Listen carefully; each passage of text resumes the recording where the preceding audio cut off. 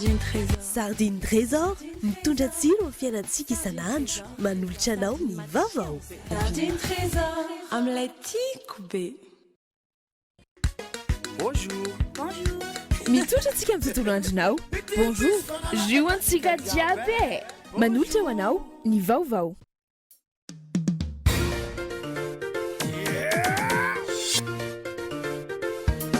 Arahinao ny fampalalam-baovao miaraka amin'ny spaghetti Francia. Spaghetti Francia, safidiko, safidintsika. Bijouterie Santia, mividy volamena, manamboatra ny simba sy manefy firavaka vaovao. Arahinao ny fampalalam-baovao miaraka amin'ny bijouterie Santia, Galerie Arena Antanimena.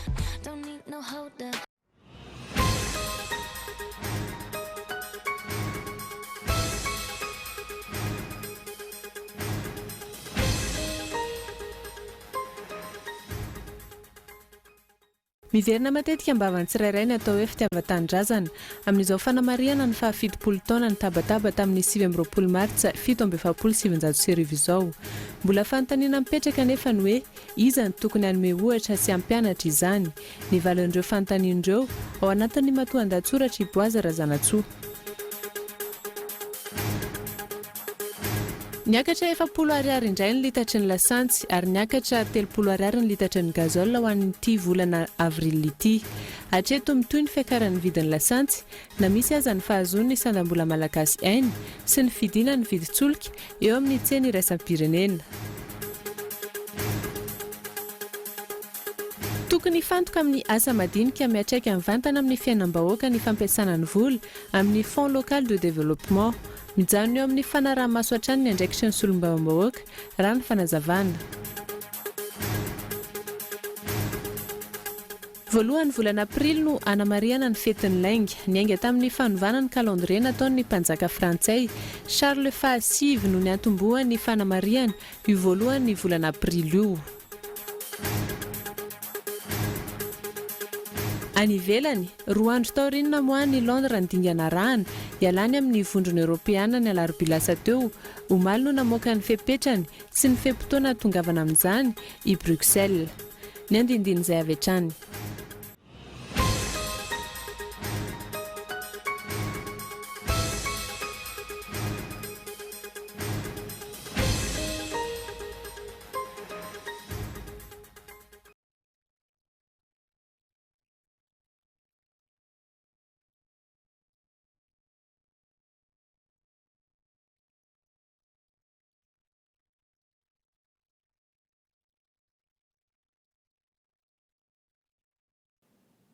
Faltafaraka aminao indray tompo klasy tompo vavy atao anatin'ny fotoanan'ny fampalalam-baovao ary asaina ampanazana ianao anaraka izany hatramin'ny farany. Amin'izao fanamariana ny fahafitopolo taona ny tabataba tamin'ny 20 martsa 1770 sy izao dia miverina matetika mbavan'ny tsirairay ny hoe fitiavan-tanindrazana atao inona moa izany ary inona ihany koa ny tanjony izany tokony hampianatra sy hanome ohatra ny amin'izany ny valin'ireo fanontaniana rehetra ireo ao anatin'ny matoan-dahatsoratra i Boaza Razanatsoa. Voalaza matetika tato ato mandritra izao fankalazana ny fahafitopolo taona ny tranga tamin'ny 20 martsa 1770 izao ny atao hoe fitiavan-tanindrazana. Milaza ny atsy fa tsara izany, manambara ny aroa fa ilainy izany. Saingy inona marina no atao hoe fitiavan-tanindrazana? Inona no atao hoe mity? Inona no atao hoe tanindrazana? Samy manana ny valiteny ny tsirairay manoloana izany ary mivoatra ny famaritana izany arakaraky ny fiovaovan'ny toetrandro. Fa raha ny resantsika atao anatin'ity matoan-dahatsoratra ity dia ny fitiavana ny Madagasikara sy ny vahoaka ao aminy. I Madagasikara no tanindrazana ary ny vahoaka iray manontolo tsy hanavahana no fianakaviana. Mila manompo ary mahafohy fotoana ho an'ny Madagasikara sy ny malagasy no atao hoe fitiavan-tanindrazana ka ny asa, ny fiteny, ny fihetsika atao isan'andro isan'ora dia ho an'ireo roa ireo ihany. Eo am-panatanterahana izany, ilaina ny mijoro mahitsy, tsy ho voarebireby ny tombotsoa manokana sy ny kolikoly. Mipetraka araka izany ny fanontaniana ao an-tsain'ny mpanara-baovao amin'izao fotoana izao. Inona ny tanjona amin'izany? Tsotra ny valiny. Rehefa tia tanindrazana ny tsirairay, ho voaharo i Madagasikara. Izany hoe, ny tany sy ny arena ao aminy, indrindra fa ny taranaka mampara, izay arena tokony arovana dia an'izao. Androso, iadana, ho finaritra ary iadana ny vahoaka malagasy. Fanontaniana miteraka fanontaniana hafa iny. Iza no tokony hampiseho ohatra amin'izany? avy hatrany dia ny mpitondra nampindramin'ny vahoaka ny fahefana no valiny. Mila n'izay fitiavan-tanindrazana izay ny fahazoana toky avy amin'ny vahoaka napindrana fahefana atongavana any amin'ny tanjona izay napetraka. Saingy raha ny misy ankehitriny tsy hita taratra amin'ny mpitondra izany fitiavan-tanindrazana izany. Raha ny razambe taloha nanompo na fohy ny ainy ary nandany fotoana ho an'ny Madagasikara sy ny vahoaka ao aminy, ny mpitondra aty aoriana indrindra fa ankehitriny manao izay ho afany miaro tombotsoa manokana, mangoro-karena, mivarotra tanindrazana. Omena ny vahiny avokoa ny velaran-tany midadasika eto Madagasikara amin'ny alalan'ny zone économique spéciale. Omena vahiny ny fahazon-dalana mitrandrakarena kibony tany amin'ny fomba mampiahiahy. Tsy hita taratra ety an-dany ny tombotsoa an'ny Madagasikara, ny vahoaka ao aminy ary indrindra ny taranaka mapara. Raha ny zava-misy anefa manan-karena i Madagasikara. Ny arena voalohany ao aminy dia ny vahoakany. Tsy lazainy intsony ny arena voajanahary na ambony tany na ambany tany. Na ny vola fotsiny ary dia ampy ampandrosoana ny firenena. Raha tsy ilaza afa-tsy ilay vola mitetina 4,7 miliara ariary izay tokony alain'ny fanjakana noho ny famotsim-bola ataon'ny olombitsy izay mirihary tsy misy misakana. Fa nahitana fiakarana indray ny vidin'ny solika eto amin'ny tsena anatiny tamin'ity fiandohan'ny volana avrila ity. Niakatra 700 ariary ny litatry ny lasantsy ary niakatra 300 ariary ny gazoil hatreto. Mitohy ny fiakaran'ny vidin'ny lasantsy na misy aza ny fahazon'ny sandam-bola malagasy aina. Fanadihadiany Lili Rapiata. Taorian'ny fiakaran'ny vidin-solika ny volana marsa teo, mitohy ny fiakarana ao amin'ny volana avril. Niakatra 700 ariary ny litatry ny lasantsy, izany hoe raha 703 ariary ny litatra teo aloha, 703 ariary manomboka androany. 30 ariary kosa ny fiakarana ho an'ny gazoil, izany hoe raha 303 ariary ny litatra teo aloha, 303 ariary ny litatra manomboka androany. Hatreto aloha izany, tsy hita taratra ny fiantraikan'ny fidina ny vidin-tsolika eo amin'ny sehatra iraisam-pirenena sy ny fahazon'ny sandam-bola malagasy aina. Ireo fepetra roa ireo izay voalaza hatrany ho famaritana ny vidin'ny solika ampiarana eto amin'ny tsena anatiny eto Madagasikara. Ny tsikaritra midina ny vidin-tsolika eo amin'ny tsena iraisam-pirenena tato anatin'ny 2 volana, ny eto amintsika kosa miakatra hatrany. $10.7 ny barily ankehitriny, raha 3.50 zany 2 volana lasa. Tahaka izany ihany koa, 703 ariary ny euro ankehitriny, ary 2.3 ariary ny dolara. Raha toka 2.3 ariary ny euro ny volana febroary ary 4.7 ariary ny dolara tamin'ny fotoana io. Hatreto aloha, misy ny komity miara-manapaka ny vidin-tsolika ampiarina saingy raha ny hita, ny mpandrarara-tsolika hatrany no mahazo tombony ary ny vahoaka malagasy mpanjifa hatrany no mameno ny banga. Tsy hita ny famezan'ny fanjakana ny sehatra ny solika izay anjakana tsy miankina tanteraka, tahaka ny sehatra ny famatsiana herinaratra sy ny fitaterana anabakabaka izay omena ny tsy miankina. Fa tokony hifantoka amin'ny asa madinika miantraika mivantana any amin'ny fiainam-bahoaka ny fampiasana ny vola avy amin'ny Fonds local de développement mitentina 200 tapitrisa ariary isan-taona ho an'ny distrika iray ary omena tantanin'ny comité local de développement mijanona eo amin'ny fanaraha-maso hatrany kosa ny andraikitry ny solombavam-bahoaka. Narindra Randrianomanana. Ny fiandohan'ny volana martsa lasa teo, nandeha ny resaka momba ny fitantanana ny vola amin'ny Fonds local de développement izay atolotra ho an'ny CLD na ny comité local de développement. Voalaza tao anatin'izany fa mitaky ny fitantanana izany ireo solombavam-bahoaka sasany. Tranga tsy eken'ny akamaroan'ireo solombavam-bahoaka hafa izany, fa mijanona ho mpanaraha-maso irery ny andraikitra izy ireo. Ohatra ny anay dia mitarika fotsiny ny solombavam-bahoaka, dia misy ny teknisianina moa zany, ny lehiben'ny distrika moa no manapaka ny lafiny ara-teknika rehetra, fa zahay kosa nametraka hoe ny ben'ny tanàna no mahalala ny olana rehetra misy any commune dia ny fangatahan'izay rehetra zany nakatoavinay. Afaka manara-maso zay sady afaka mijery akaiky ihany koa le fampiasana ny vola hoe tena lara-pahamehana tokoa ve zany, ary amin'ity taona 7.4 ity moa zany dia verinay fa lay tena asa ifotony madinika rehetrarehetra zay ahafahana mamatsy vola madinidinika no tena ezaka lehibe ataonay. Ifantoka amin'ny asa fanarenana eo amin'ny foto-dravitra asa manokana ohatra ny distrika Antsirabe faharoa izay ahitana komuna misy 20. Antony izany ny sedra ny fandalovan'ny rivodoza ENAO sy ny fisiany horohorontany ny ponina any toerana ny fiandohan'ny volana martsa lasa teo. Ratsehivina ny teraka resabe teny anivon'ny anteny miram-pirenena hatrany ny momba ny CLD. tamin'ny tondasy tsy mbola fantatra mazava ny fomba fitsinjarana ilay vola ronjatapitrisa ariary, tsy mbola nisy ihany koa ny taratasy ahafahana namoaka ilay vola raha efa nahitana tolobaritra taon'ny PRMP na ny personne responsable des marchés publics. Andrasany vokatra ireo asa tao iny fotony ankehitriny sy ny fiantraikan'ny fampiasana ny vola any amin'ny CLD any amin'ny distrika tsirairay avy. Fa nanao fanambarana ny mpanolotsaina ny komina Tanjombato ary nilaza fa tsy hanaikitra amin'ny farany ny tsy fanarahan-dalàna izay atao na orinasa iray eny an-toerany tsy misy ny taratasy fahazon-dalana hanotitra tany. Efa nisy ny fandrarana natao kanefa tsy nahita mbokatra izany fa mbola nanotitra ny tany hatrany ilay orinasa fanadihadiana Gaëtan Andranitsilavo. Napiakapeo ireo mpanolotsaina ny komina Tanjombato noho ny fanaovan'ny orinasa tsy miankina iray amboletra amin'ny fanotofana tany tsy nahazona lalana eny an-toerana. Tsy ekena ny fihetsika toy izany ho izy ireo ary tokony hipetraka ny fanajana ny lalàna mba ho tombotsoany ny be sy ny maro. Mametraka an'izay ve izy hoe manambola dia manao an'izay antso-izay tsy misy mihitsy ny fifanajana amin'ny rafitra misy na dia aty ambany aty ary. Izany zany zavatra mampalahelo eto amin'ny komina Tanjombato, ny tany any voahoakan'ny Tanjombato, ny vola tsy miditra ary izay ny antony tsilonay. Zavatra ataonay tsotra ary ke voaten'ny président teo hoe mampafantatra aloha izay ny vahoaka. Faharoa, efa nisy ihany koa ny arrêt nataon'ny ministèran'ny aménagement des territoires tamin'ny 28 février 2017 teo. Fa tao aorianan'izay zareo mbola manototra tany ihany na amin'ny rivo na amin'ny atoandro izay hoentin'ny camion moa izay raha mahita eto.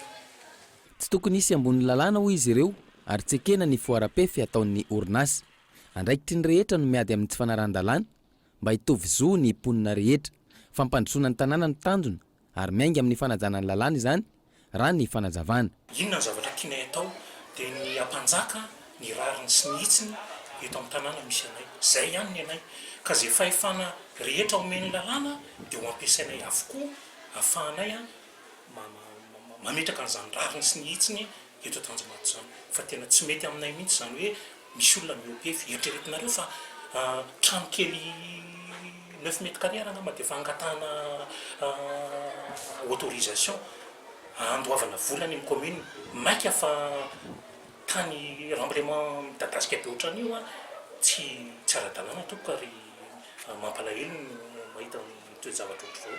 Tsy vao voalohany izy ireo no nampiato ny fanotofana ataon'ilay orinasa ary efa nisy fampiatsoana nataon'ny commune saingy tsy namaly ny antso ilay orinasa ary mbola manohy ny fanotofana hatrany. Arak'izany, mitaky ny fampiatoana tsy misy fetra ny fanotofana tsy nahazona lalana ny eo anivon'ny commune. Manao antsoavo amin'ny tompona andraikim-panjakana ambony ihany koa mba hijery akaiky ny zava-misy marina. Fa misedra olana noho ny fiovaovan'ny toetry ny andro ny tanàna Morondava amin'izao fotoan'izao. Tsy voatoana ny ranomasina, tsy voatoana ihany koa ny rano sy ny rivotra ary ny tendrombohitra ka mameno ny tanàna rehefa fotoam-pahavaratra raha ny fanadihadiana izay nataon'ny banky iraisam-pirenena. Mora kokoa ny mamindra ny tanàna ny Morondava toy izay hiaro azy amin'ny ranomasina sy ny rivotra fanadihadiana. Tafiditra ao afovoany ny tanàna ny Morondava eo anelanelan'ny ranomasina sy ny tendrombohitra any ka totitra avy hatrany raha misy ny rotsakorana misesisesy. Tsy vao zao zany no niseho raha ny fanazavana ary efa nisy tetikasa najoro hitadiavana vahaolana. Izany hoe narovana amin'ny fitobahany fasika ny morontsiraka sy ny alaonko ary narovana amin'ny rano avy any an-tendrombohitra ny tanàna saingy tsy natambokatra.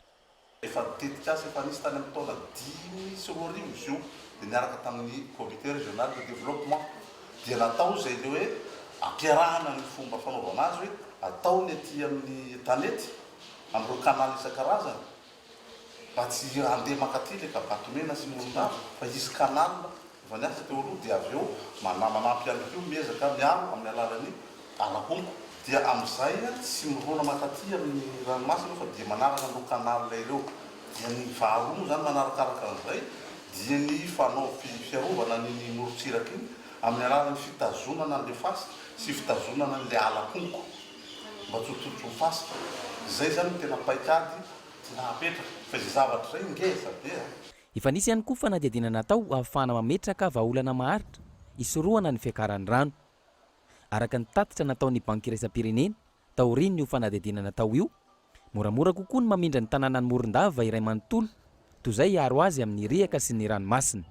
fa raha tena namiaro an'ilay tanàna fotsiny amin'izao fa ny banque mondiale efa nanao évaluation tamin'izy iny fa ny conclusion teo dia nilazany hoe aleo mbola moramora kokoa azy mamindra nyity tanàna ity ho any amin'ny antanety lavidavitra ny akilizato any toy izay andeha hiaro ny ranomasina amin'ny alàna fotodrafitrasa satria efa niainany zany tamin'ny année 50 tany hoany nanao karazana épihazo tamin'iny ravany ranomasina après 58 ndray nametraka ndray épi béton tamin'iny zany mba hitazonana an'ilay rano tsy hiatraika be ty rava ihany koa zay nefa vola be ny lany tamin'izany.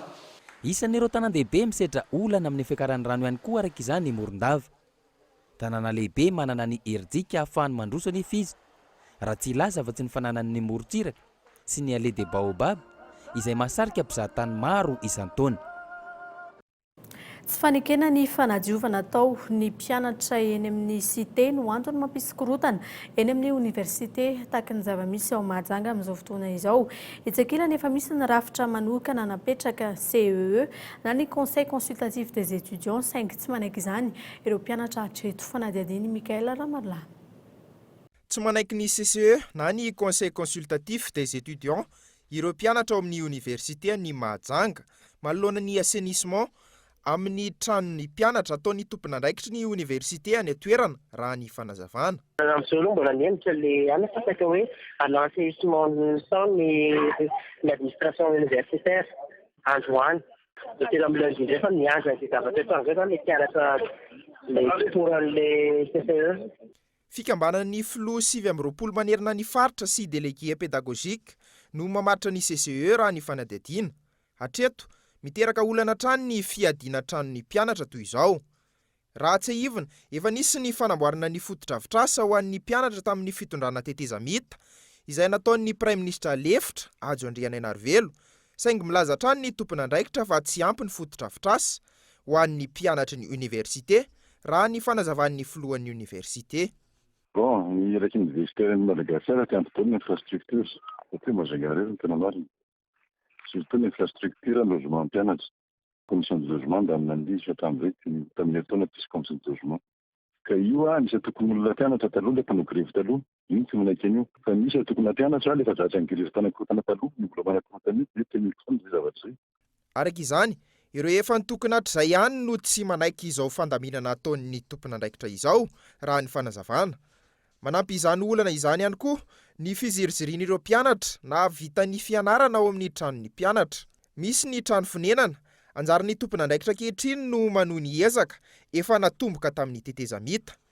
Ity fariny izay nahavita trano ho an'ny mpianatra eo anivon'ny université manerina ny faritra enina eto Madagasikara.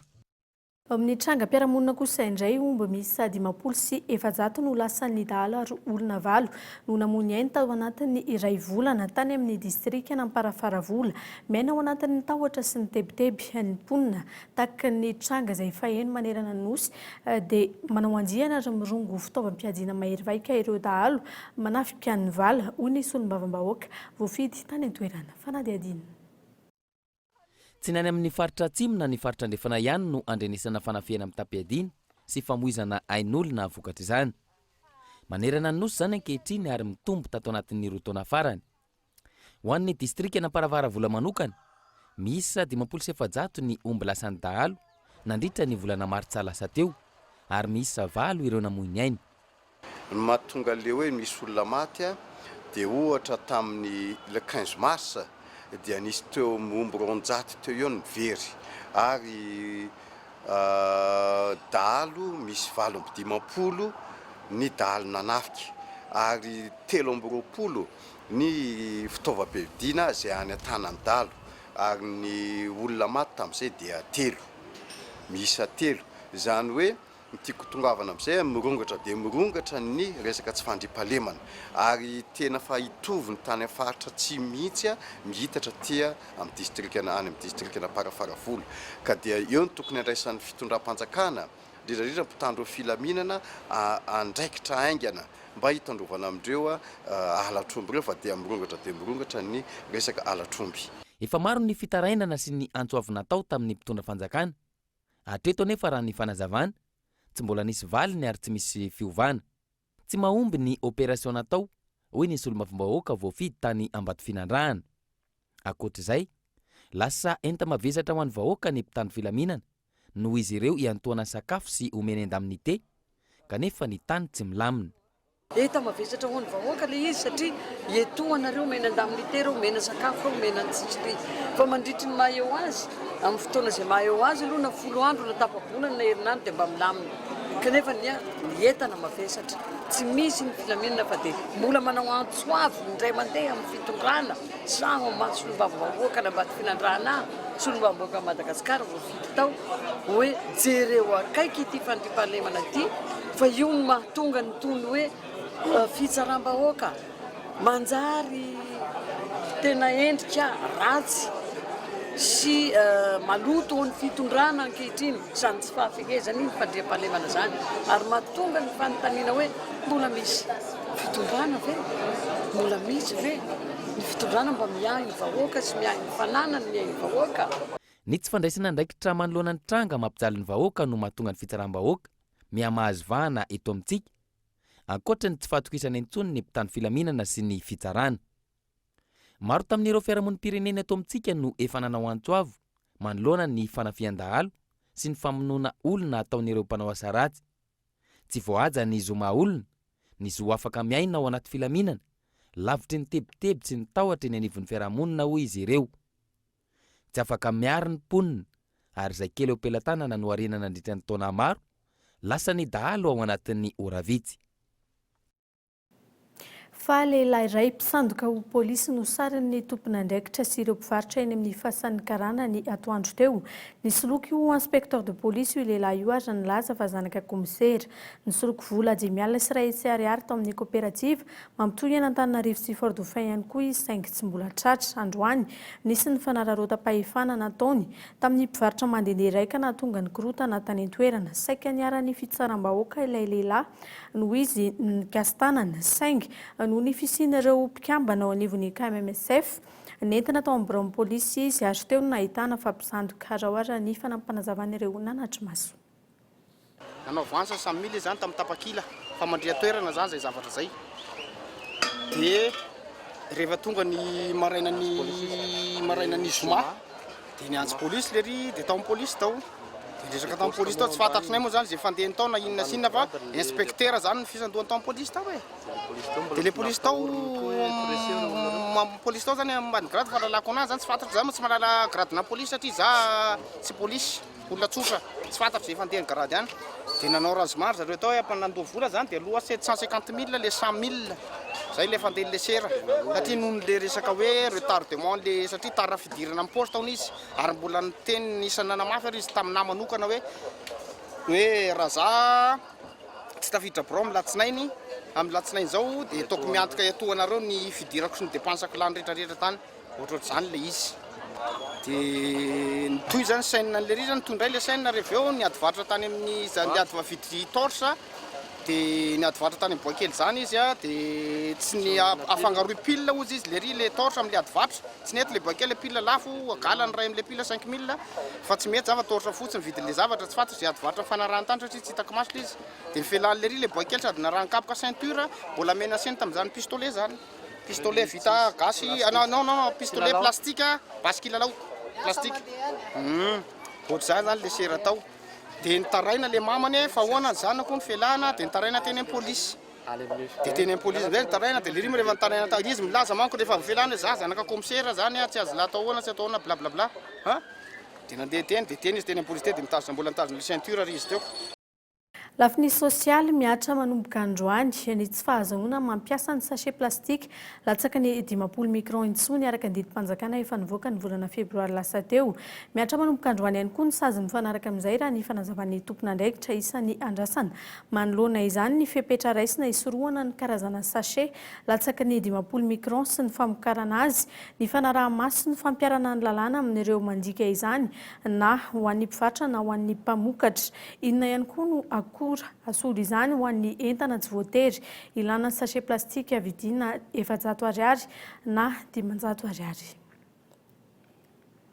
lafomba vaovao tanteraka kosa indray mbola maro ny vehivavy hiara-ny herisetra eny anivon'ny tokantrano amin'izao fotoana izao raha ny antotany Savoray dia 80 isanjato ny lehilahy no mampiatra izany eo anivon'ny tokantrano fanadihadiana Betrany. 80 isanjato ny lehilahy no voalaza fa manao herisetra amin'ny vehivavy eo anivon'ny tokantrano raha ny antotanisa azo nandritra ny fanadihadiana nataon'ny fikambanana iray tsy mifidy saranga fa saika hiaran'izany avokoa ireo vehivavy rehetra eo anivon'ny fiarahamonina. Misy eo amin'ny endriny maro ihany koa izay herisetra izay ka isan'izany ny famonoana, ny fanaovana tena marary sy ny sisa.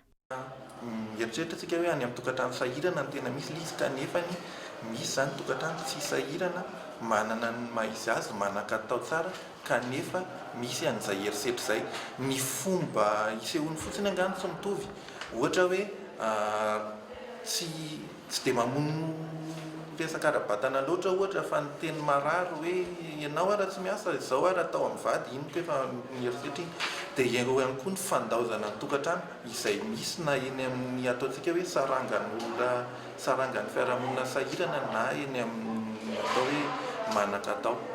Raha ny fanazavana, lehilahy mandina ny 320 sy fokotany 10 teto Antananarivo no nanaovana ny fanadihadiana ka nahafanana moka ny antotanisa. Maro tamin'ireo lehilahy nanontaniana ireo no nilaza fa manao herisetra ao tokantrano. Ezaka atao araka izany ny fanentanana sy fampahafantarana isorohana izay herisetra miatra amin'ny vehivavy ao tokantrano izay.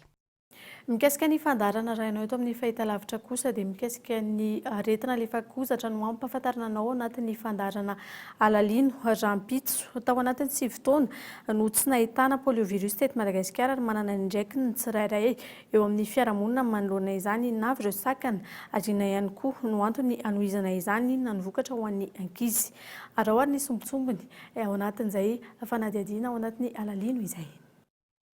Taona 17 olana mipetraka hatr'izay ny tsy fahaizany ankamaroan'ireo renim-pianakaviana ny polio sy ny fiantraikany amin'ny vatan'olombelona iray. Marihana trano fa sakafo tonga ao am-bava izay ahina ny sy ny loto izany raha ny fanazavana. Ilaina ny famaritana ny tsy mikaretina polio sy ny fisehoany izany ho an'ny ankizy latsaky ny 5 taona.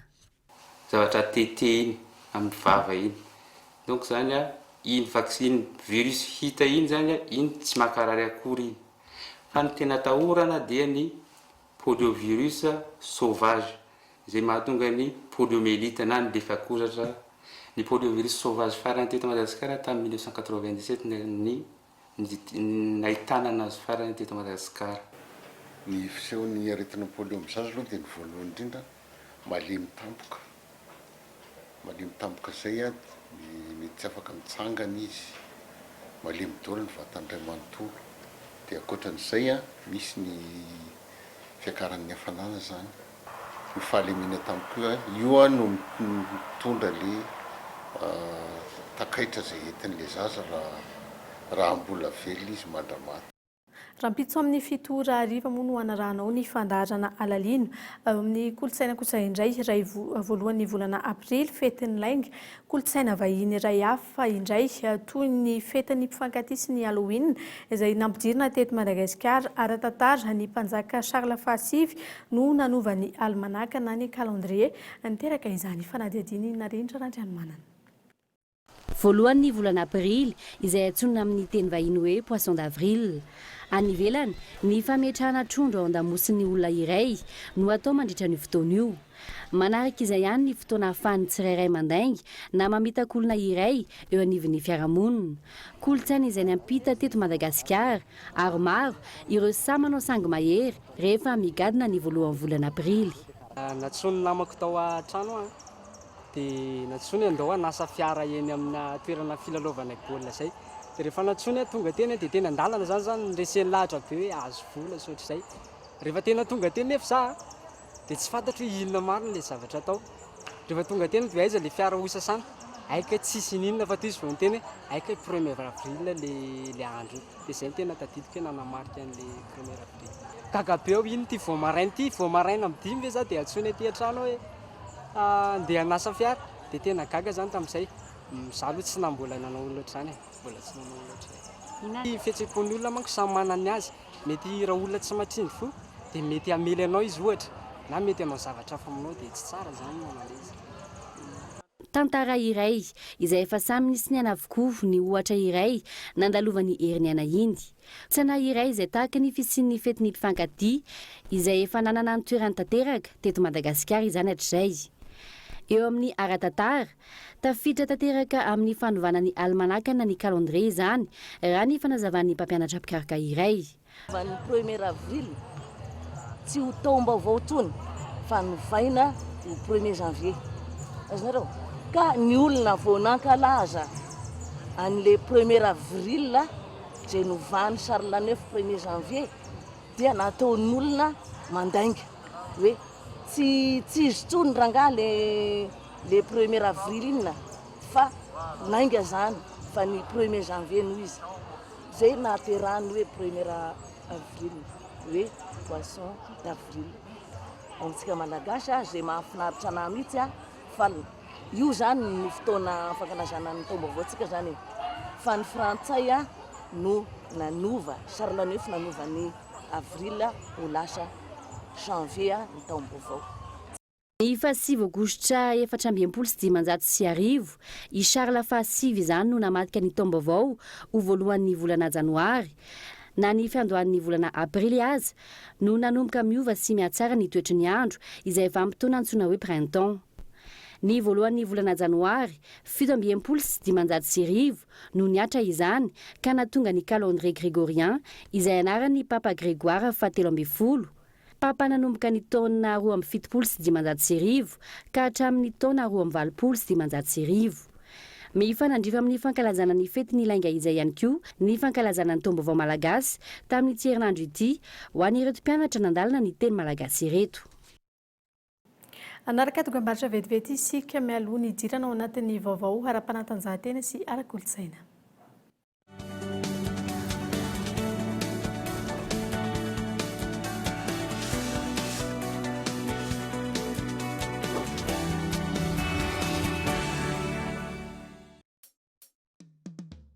Lalao spaghetti Francia Guavambe mandresa anjara manomboka izao ka hatramin'ny 12 aprily 7 fa loka marobe no zarainy toy ny séjour anosy be ho an'olon-droa, scooter, télé-écran plat 42 pouces sy loka maro isan-karazany. Ka manangona logo spaghetti Francia miisa 5 miaraka amin'ny code barra izay hitanao an-damosiny fonosana. Asiana anarana sy fanampina anarana, adresy mazava, numéro téléphone sy karapanondro, atova anaty valopy ary alefaso amin'ny adresy Sophia Distribution Tanjombato, boîte postale 3975 Tana 101. Ny fisarena dia atao eo amin'ny le parvis de l'hôtel de ville Analakely 12 aprily 7 amreka ambe folo ratoany tombola spaghetti Francia safidiko safidintsika.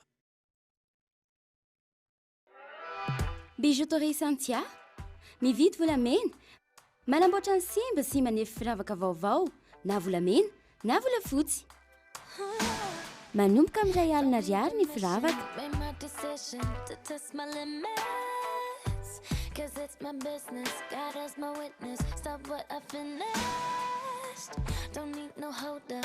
Bijouterie Santia, immeuble Arena, Antanmen, box 37, téléphone 033 18 544 04.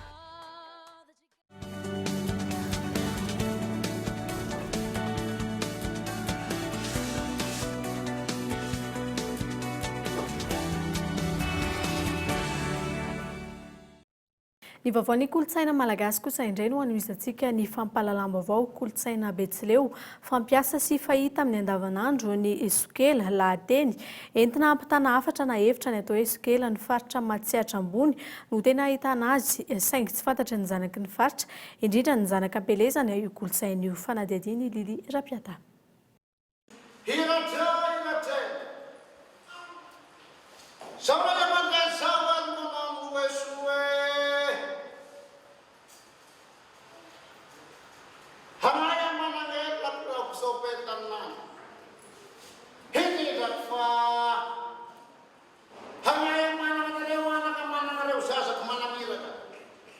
Ampahany amin'ny atao hoe sokela izay kolotsaina entina miresaka ampitana hevitra na afatra fampiasa amin'ny andavanandro ny atao hoe sokela fampiasana sariteny sy kanto anaty fehezanteny fampiasa isanandro no mampiavaka azy.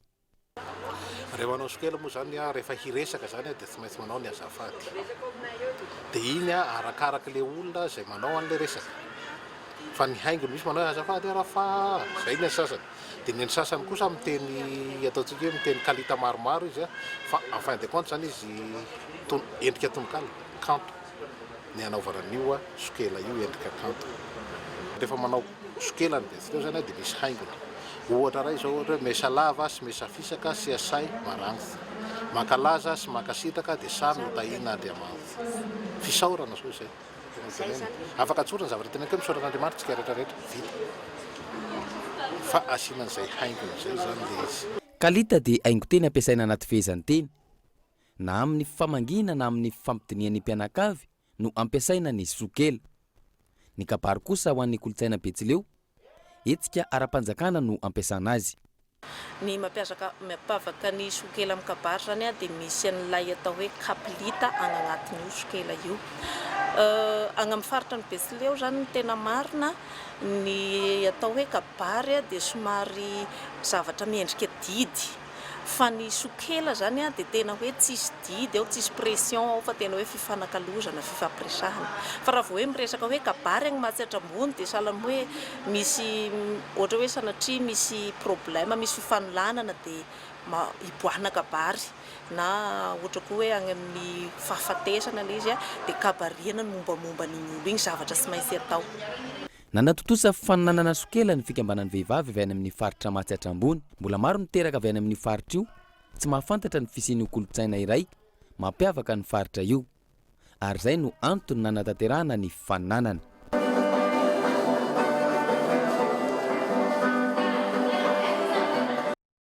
Sehatry ny fanatanjahantena kosa indray sokatra raha ampitso ny taom-pilalaovana 17 sy 20 ho an'ny ligina Nalamanga eo amin'ny taranja rugby izay tokony efa nisokatra ny 12 febroary lasa teo amin'ny kianjan'ny Malakama kosa moa no isantarana izany raha ny fanazavany filohan'ny ligy fanadiadiany Marjaona Ratiny.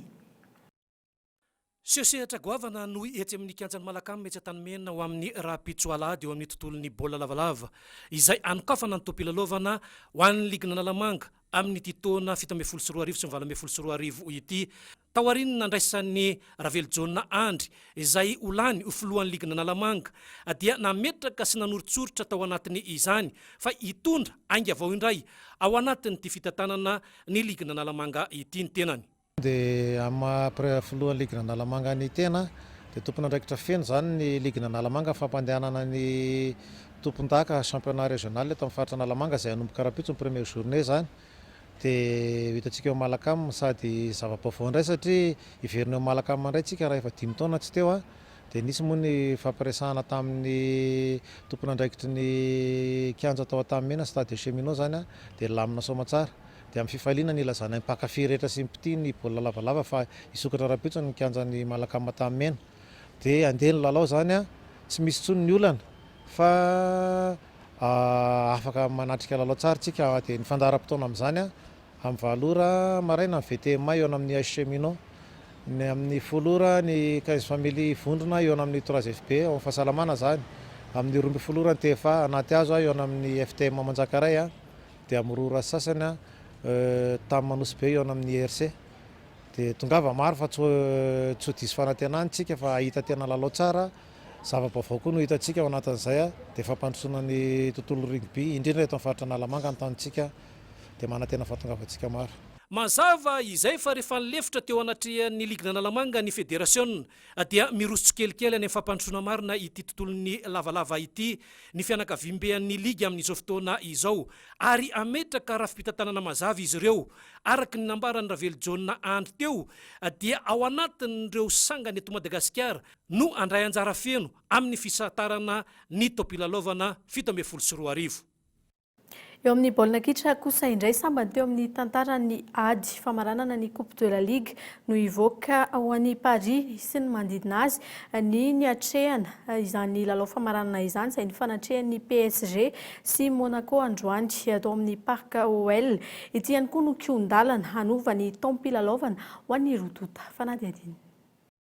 Lalao famaranana amin'ny Coupe de la Ligue sambany hatramin'ny taona 2017 no tsy nilalaovana izany teo amin'ny Stade de France. Ny ekipan'ny PSG sy Monaco no hiatrika ity lalao famaranana ity ao amin'ny Parc OL Lyon. Raha ny tombatombana raha toa ka maharesy ny PSG dia izy no ekipa voalohany handrombaka ny amboaran'ny Coupe de la Ligue in-efatra miantaona.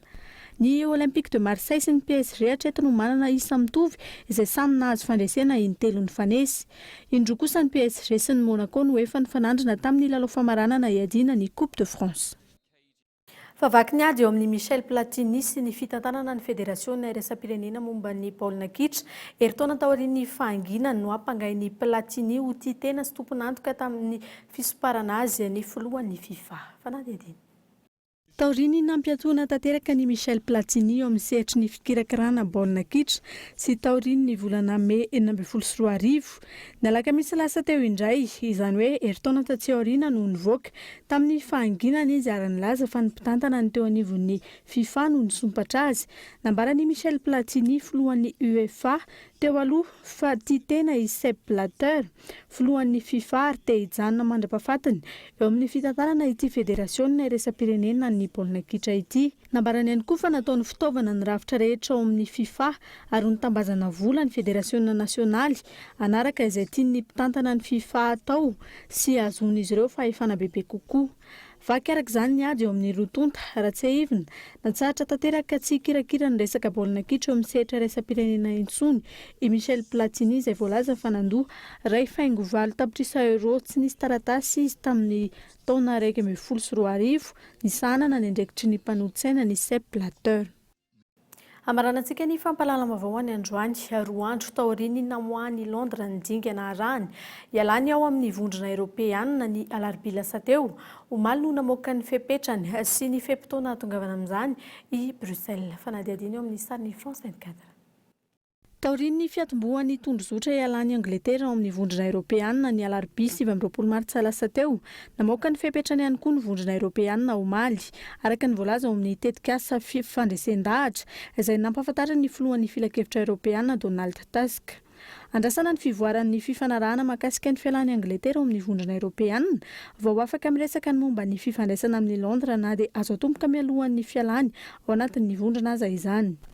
Vonona kosa ireo firenena 17 mandrafitra ity vondrona ity handray ny fepetra amenona ny banga teraky ny Brexit rehefa miroso amin'ny atsakany sy andava ny fifanarahana mahakasika izany fisitahana izany. Ankoatr'izay, ahitana fitakiana hafa ihany koa ity fifanarahana ity, isan'izany ny fandinihana ny momba n'ireo Europeana mipetraka any Angletera sy ireo Anglisy any Europa. Ety ampamaranana mialohan'ny anakatonany tanteraka ny pejy fampahalalam-baovao dia andeha averina atsidika aminao ireo vaovao nisongadina tamin'ity androany ity. Niakatra 70 ariary ny lasantsy ary niakatra 30 ariary ny vidin'ny gazoil tamin'ity fiandohan'ny volana aprily ity hatreto dia mbola mitohy hatrany izay fiakarany vitsoloka izay na dia nahazo aina azy ny sandam-bola malagasy. Tokony hifantoka amin'ny asa madinika miatraika amin'ny mivantana amin'ny vahoaka kosa ny fampiasana ny Fonds local de développement ary amin'izany eo amin'ny fanaraha-maso hatrany ny andraikitry ny solombavam-bahoaka. Tompo-klasy tompo-vavy izay ihany koa no entina manakatona tanteraka ny pejy fampahalalam-baovao tamin'ity alina ity ankasitrana feno nanarahanao izany hatramin'ny farany. Veloma tompoko.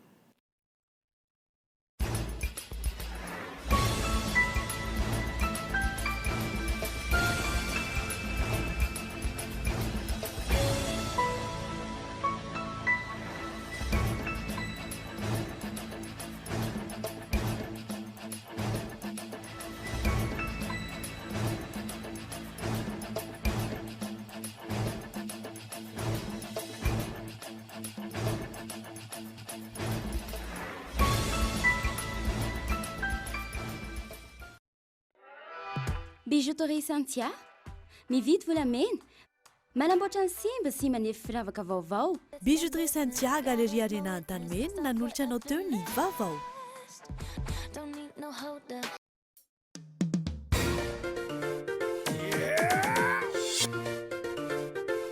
Ny fampahalalam-baovao narahinao teo miaraka amin'ny Spaghetti Francia. Spaghetti Francia, safidiko safidintsika. Bonjour. Bonjour. Narahinao teo ny vaovao niaraka tamin'ny bonjour. Joantsika jiaby. Sardine trésor. Ny fampalalam-baovao miarahanao tamin'ny Sardine Trésor. Amin'ilay tiako be.